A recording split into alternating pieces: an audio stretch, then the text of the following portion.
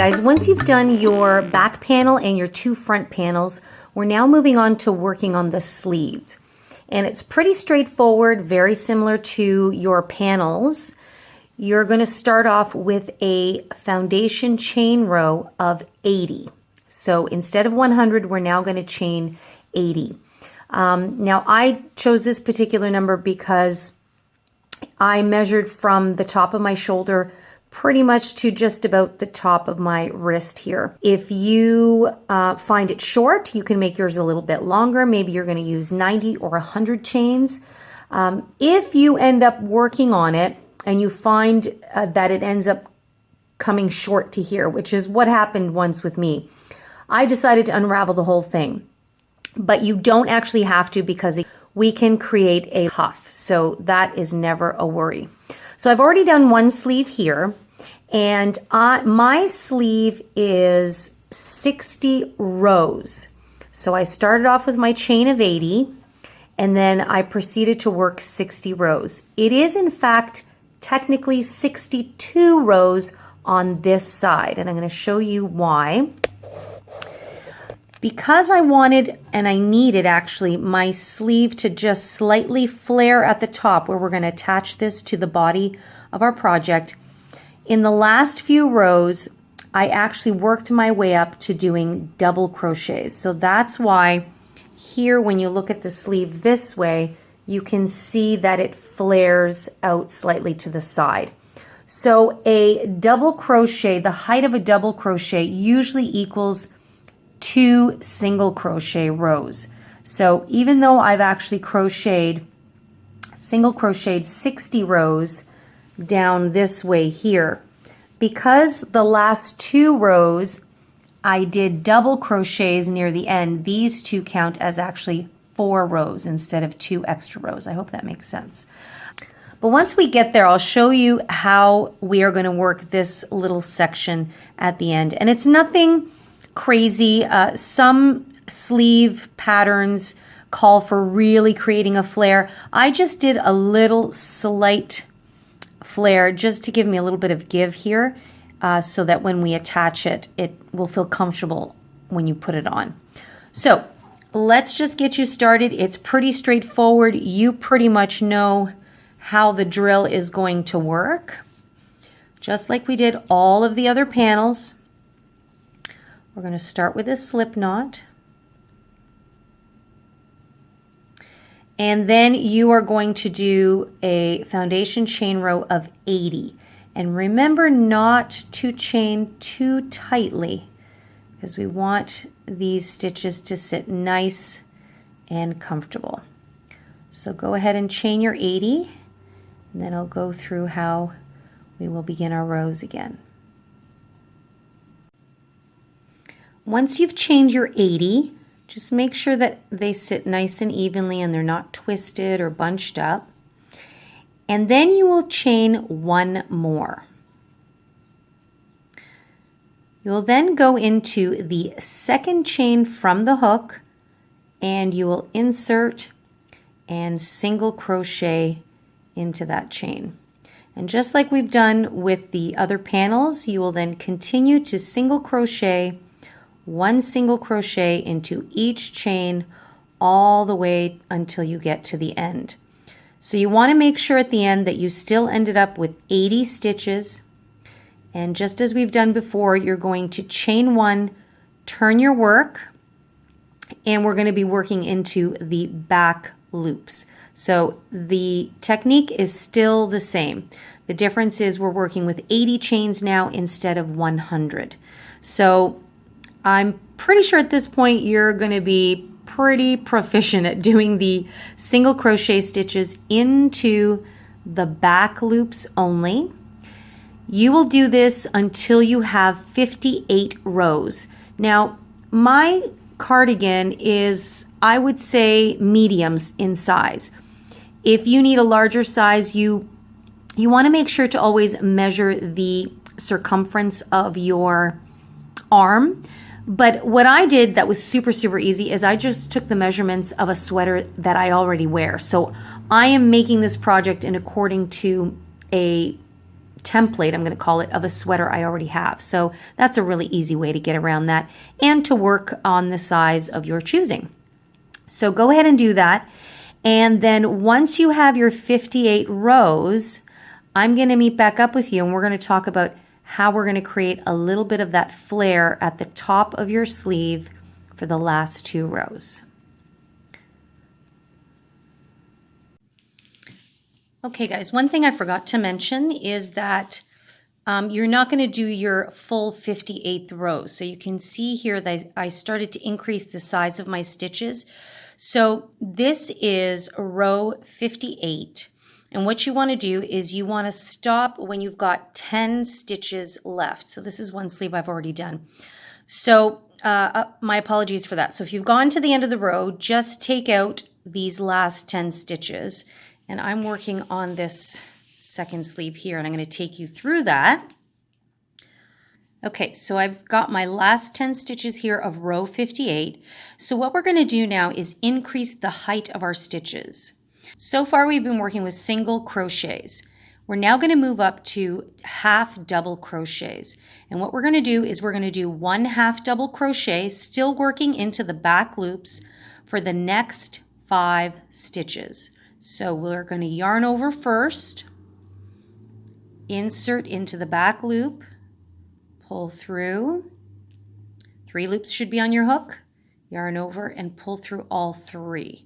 So you can already see that it's increasing in height. So we're going to do 4 more of these, and then we're going to switch up to yet another stitch.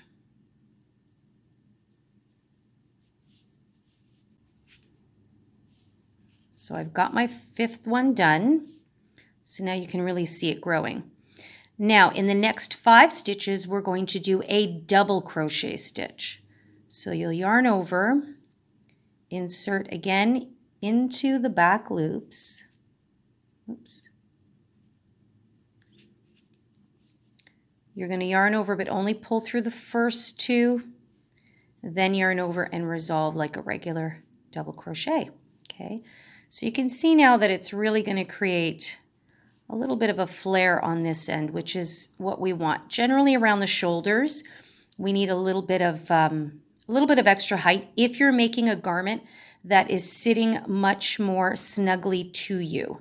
Now mine isn't particularly snug per se, but it's not going to be very baggy.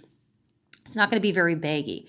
So I'm making a little bit of a flare, but not a lot. Sleeves can be made in a variety of different ways. And I know some of you have been asking me about sleeves. So for this particular project, I'm just adding a slight touch of a flare at the top, okay? And you'll see that once we construct the sweater together. So I've got 2 more stitches here. 1, and now this is that chain 1. But what we're going to do here a little bit differently is we are going to add an increase here. So that means we're going to add an additional stitch, again, just creating a little bit extra to the flare. So I picked up that loop here, but I'm just going to pick up the side of this one just for a little extra fortification. And it's not a super big deal because this is going to be hidden in our seam. There we go. So you can definitely see it's starting to flare up. Now, what we're going to do is we're going to chain 3 and we're going to turn our work. So row 59, to continue increasing this flare a little bit, we're going to continue with the same types of stitches and then continue on with our single crochets. So I'm just going to take you through that again. So now, since we ended with double crochets, we are going to begin with double crochets. So we now know in the next 5 stitches is going to be double crochet stitches. So again, we're still working into the back loops. Okay, there we go. So we're going to insert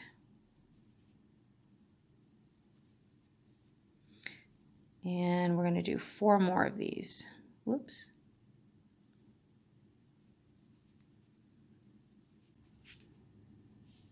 So I've got my 5th one done. So now you can really see it growing. Now in the next 5 stitches, we're going to do a double crochet stitch. So you'll yarn over, insert again into the back loops. Oops. You're going to yarn over, but only pull through the first 2, then yarn over and resolve like a regular double crochet.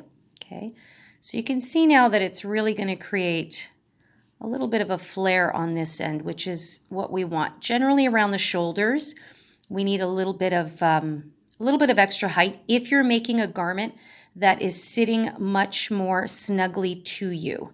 Now mine isn't particularly snug per se, but it's not going to be very baggy. It's not going to be very baggy. So I'm making a little bit of a flare, but not a lot. Sleeves can be made in a variety of different ways. And I know some of you have been asking me about sleeves. So for this particular project, I'm just adding a slight touch of a flare at the top, okay? And you'll see that once we construct the sweater together. So I've got 2 more stitches here. 1, and now this is that chain 1. But what we're going to do here a little bit differently is we are going to add an increase here. So that means we're going to add an additional stitch, again, just creating a little bit extra to the flare. So I picked up that loop here, but I'm just going to pick up the side of this one just for a little extra fortification. And it's not a super big deal because this is going to be hidden in our seam. There we go. So you can definitely see it starting to flare up. Now, what we're going to do is we're going to chain 3 and we're going to turn our work. So row 59, to continue increasing this flare a little bit, we're going to continue with the same types of stitches and then continue on with our single crochets.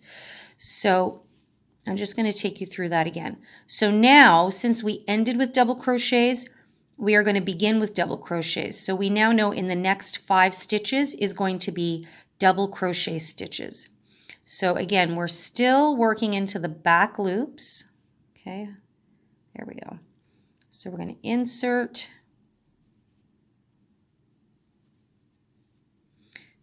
and we're going to do 4 more of these. Whoops.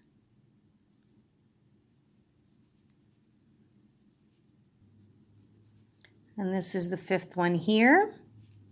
Okay. And now we're going to do 5 half double crochets to match these half double crochets in the previous row.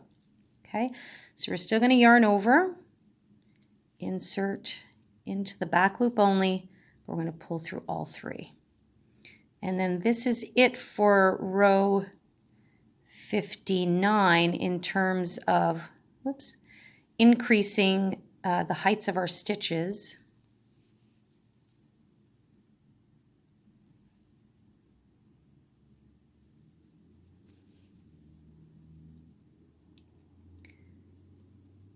So here's our 5th one, and now we're done the flare out. So you can really see that it's starting to kind of create a little flared situation there. So now for the rest of row 59, we are simply going to go back to doing single crochets into the back loops only. Okay, and that's what will create that flared effect, because some of our stitches are taller and then they go back to being shorter. So as always, we are continuously working into the back loops only. Single crochet stitches, 1 into each stitch all the way to the end. That will finish off round 59. We'll have 1 more round. We're going to have 60 rows. Sorry, I said rounds, it's rows. Row 60, which will be our final round of our sleeve, or for my sleeve in particular. If you need, so when you fold your sleeve, you're going to have something like this. Definitely want to test this out. So you can pin these with safety pins and actually fit your arm through here. It depends on the look and the feel that you're going for. This one fits somewhat snugly around my arm with a little bit of give. Keep in mind when we work into the back loops only, this creates kind of a stretchy fabric, so it will stretch out a little bit. So I always advise maybe have it a little bit cozier to you, because over time the fibers will relax, and especially after you've washed it a few times. So for me, I'm going to use 60 rows. And this size is anywhere from a medium to a large, more like a medium. Okay.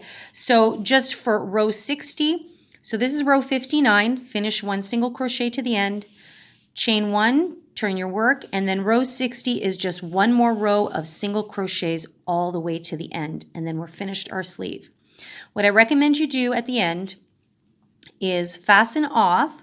But before you cut your yarn, leave an extra long tail. We're going to use that to then sew our sleeve into our work, okay? So I like to be generous. So generally what I'll do is I'll take my tail and I'll measure it maybe twice the length of my sleeve. Now, I'm not going to, I will probably measure it 3 times the length of my sleeve. So that will give us something to then close up our, seam up our sleeve closed, and then we'll get a separate piece of yarn to then sew the sleeve to the body. So once we're done this, we're pretty much done all of our pieces for our cardigan, and then we're going to discuss how we're going to sew all of our pieces together and put the finishing touches on our cozy crisscross cardigan. So off you go and finish up to row 60.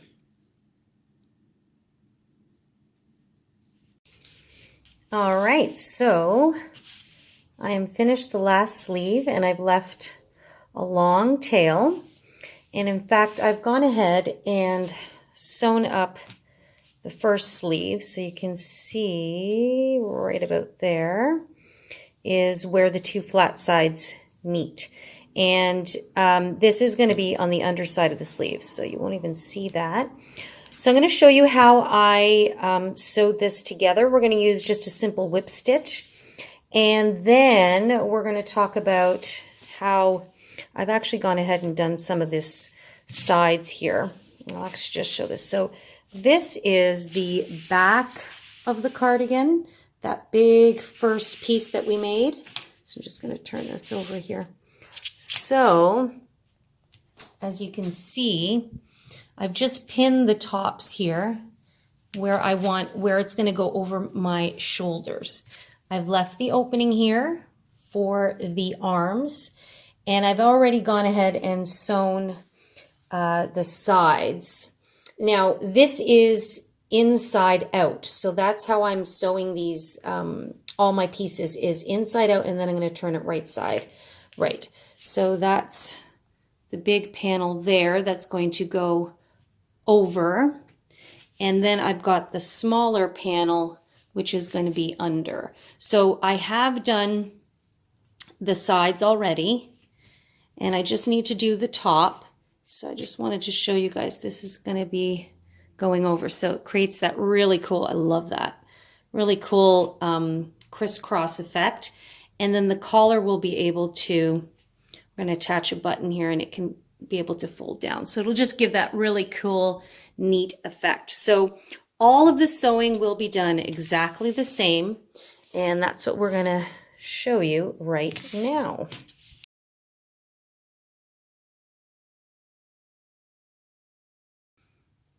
Okay, so firstly, you want to make sure that you thread the end of your yarn that you're using to sew in onto your tapestry needle.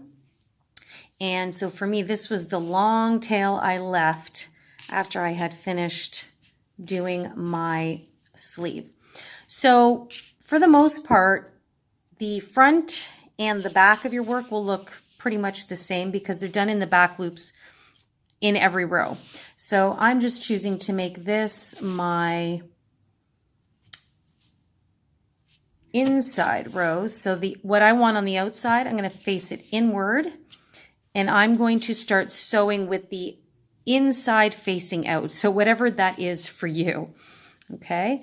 And so I've got my tail here, And basically, you just want to match up each stitch from the front side to the back side into each and every single stitch all the way to the end, and then you can fasten off there. If you have a bit of tail left, which I'm not sure if I do, that's totally cool too, because you'll then be able to use that tail to sew this full piece onto the body of your cardigan, but we'll get there soon enough. So hopefully this will focus okay and you can see very well. So what I'm going to do, I'm going to just use a simple whip stitch method. I am going to, so you can see the tops of my stitches here, I'm going to keep in the same fashion. I am actually going to just grab the front loop of the back panel, we'll call it, and I'm going to insert my yarn needle there, and then I'm just going to find the very first stitch, because actually this is my foundation chain row right there of that first panel. So I'm just going to try my best to find the very first stitch, which is going to be right there. And I'm going to insert my needle. I try and grab at least two, sorry guys if it's going a bit out of focus. I try to grab at least two loops to create some sustenance there.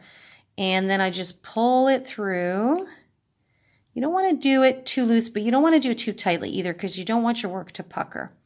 And then I just make sure it's nice and snug, and that's it. So then we go on to the very next stitch, which is this one right here. And I just make sure I'm going into the front loop. So there's the front loop. Now I'm going to find the very next stitch, which is this one right here. So if it's a bit confusing, just don't be afraid to kind of turn your work a little bit and see where your stitches are. So see, I've already worked into, see, I can pull that. That stitch has already been worked into, so now I'm going into the very next one, which is right there. And again, you might miss one, you might add one, it happens. Just go a little bit slowly right there. So just kind of snuggle it in there. Don't worry if something puckers a wee bit. We are also going to do some finishing rows at the end as well, so that is not to worry. And then I just go on to the very next one. So if I'm ever unsure, I just kind of pull it apart a little bit, and I can see that it's gone into this one already. So I need to go into the next one. So basically, I always just start from the back panel and move into the front panel and try to find the corresponding stitch, and I just feed my yarn through. And these first few times, oh, that was pretty good.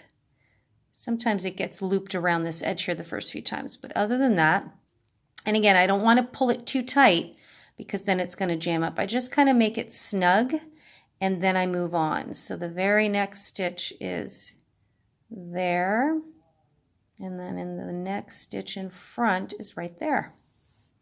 And then you just pull it through and you are rocking and rolling. So this is what we're going to do all the way up your sleeve until you get, so see, I've already worked through that. And you're just going to keep going until you get to the very edge.